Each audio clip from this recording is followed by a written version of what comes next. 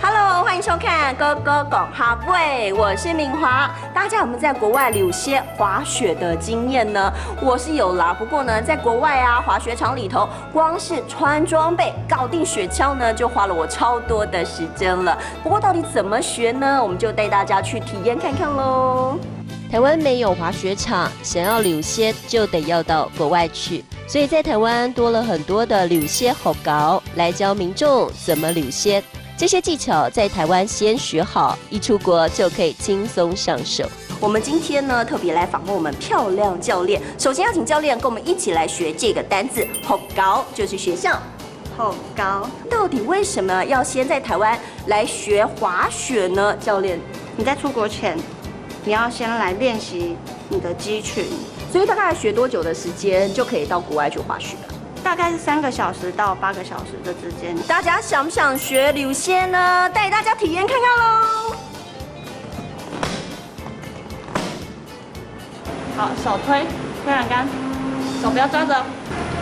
其实溜雪没有想象中的难，我大概学5分钟，看看是不是很有天分呢？这样的溜雪好高，先替想要溜雪的民众上课，走得先练习溜雪技巧，但有些注意事项还是得要提醒大家注意。运动的时候护具很重要，护膝，然后安全帽。